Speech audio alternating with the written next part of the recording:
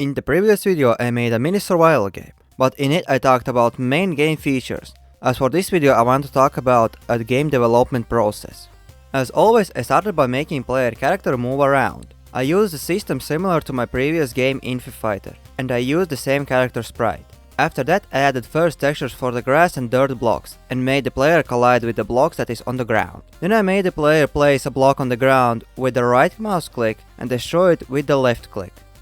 After that I started to work on world generation. First thing to spawn were trees, small, medium and large rocks, and caves. All of them spawned in random positions.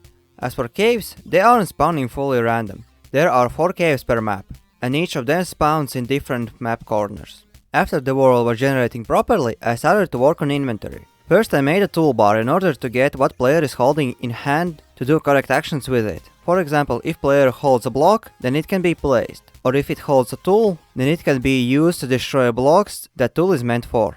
Then I decided to update the graphics, cause I didn't like them. I reworked all blocks and made block layers distinguishable from each other by making them in different shades. The brightest block texture was for the blocks on the ground, and the darkest was for blocks in the holes. After that I added some new blocks like cobblestone, stone, logs, and some other blocks for later features like caves and trees. Then I added damage to the tools and health to the blocks in order to make block destruction slower. And to display progress, I added transparent sprite on top of the blocks. But I also made it that destruction progress is cleared after 3 seconds if the block isn't hit.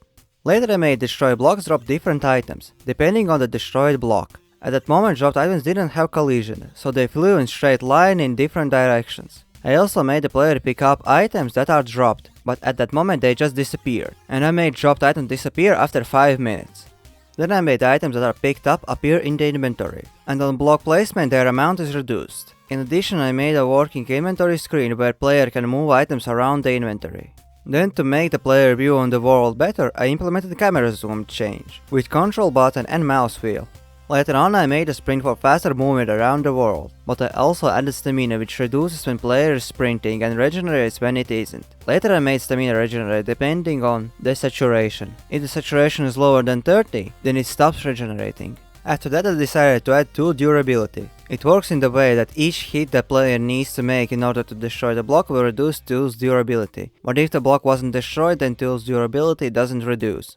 Then I wanted to add jumping in the game, which allowed to jump in and out of the holes in the ground. And then it was the moment to add all other blocks to the game, like ores and interactable objects. I also added proper drops from all destroyed blocks like ores and cobblestone from ore blocks. After ore addition to the game I was able to make caves with all those ores. I made it that 4 caves are created on world generation, and that made me realize why a game world generation takes that much time. But in the future I want to make only one big underground, when the world becomes infinite. In all caves spawns all types of ores, so there is no big difference in which to enter, resources are the same. And here's a real nightmare for me, because I needed to implement 3 important types of the blocks: chests, crafting tables and furnaces. I needed to make sure that correct content is displayed and make them work in the caves. I started with chests cause they were the easiest ones. I made each chest store 35 stacks of the items. After chests I made crafting tables. For them I needed a clock, which each second checks if there is an item which is in the crafting process. If there is, then reduces remaining crafting time. If not, then check the queue for more items. And when they are ready, move to their storage. But in the future I want to remove crafting time cause it slows down game pace and I don't like that. Furnaces have similar processing, but they also require fuel, which needs to be processed. First check if there is any fuel, and if there is, then smelt item. If not, then reset smelting time. Everything else remains the same as for crafting tables.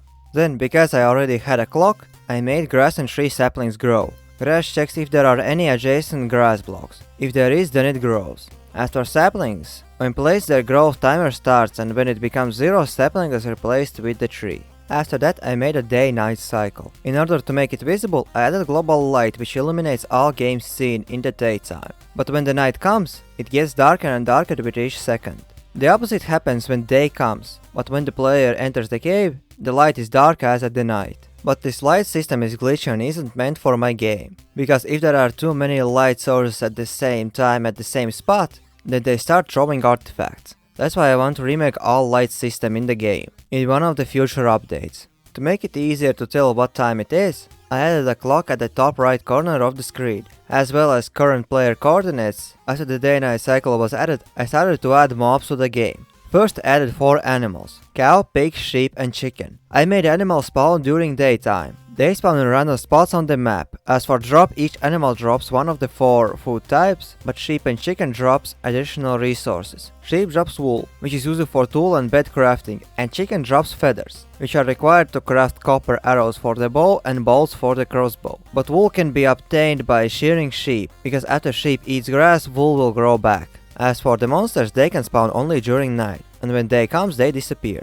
There are only 2 monsters, zombie and skeleton. Their difference is in health amount and movement speed. Skeleton has more health and moves faster than zombie. As for drops, they don't drop anything, at least for now. In addition, added current camera zoom under the coordinates. After all mobs were added, I made ranged weapons work by checking if ammo for the respective ranged weapon is present in the inventory. There are 3 types of ranged weapons: bow, crossbow and pistol.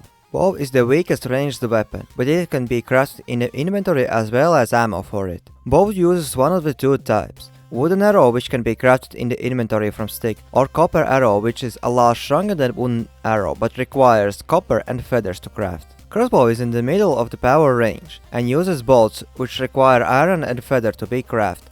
As for pistol, is the strongest ranged weapon, but it requires steel to be crafted, which is hard to get. As ammo, pistol uses bullets.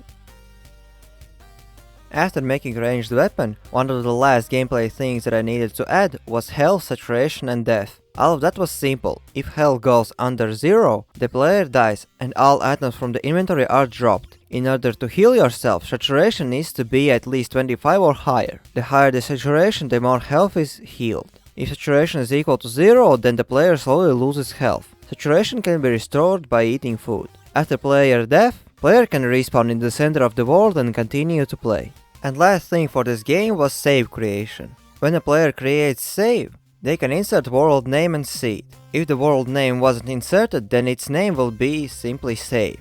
As for the seed, if the player leaves space empty, seed will be generated randomly. All save files can be found by this path on the screen. I'll copy it to the description, just simply paste it in the file explorer path and you'll get there. After that, added last things like settings, game controls guide, information section and in-world menu. In the settings can be set auto save time, music and sound effect volume, and are they turned off or on. In the guide tab can be viewed all in-game controls. In the information tab can be viewed information related to the game development like developer name, used assets and other things like that. As for the in-world menu, from there settings and guide tab can be reached as well as world can be saved manually and quit from the world. And to fully finish the game, I added some sound effects to the different things and updated the game UI to make it look similar in all game parts. And with that, I finished my second game named MiniSurvival. Yeah, name is lazy as hell, but I didn't came up with anything better for now. This game took me a lot of time and nerves to make it. It definitely was a bite too big to swallow, but I managed to finish it.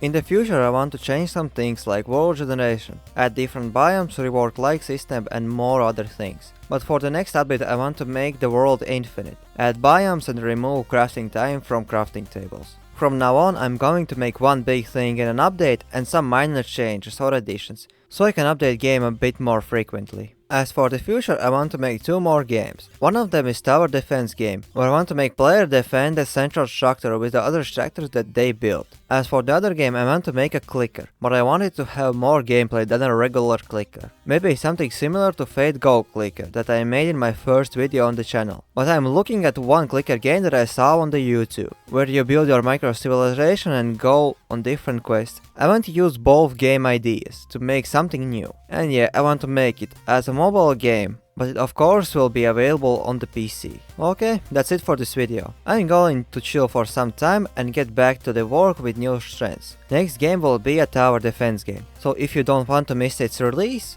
then consider subscribing to the channel and following me on the itch.io. And if you enjoyed this video, then leave a like, and if you have ideas how to improve any of my games, or you have encountered a bug, then write down in the comments. Alright, I'm Ru and see you soon, hopefully. Bye!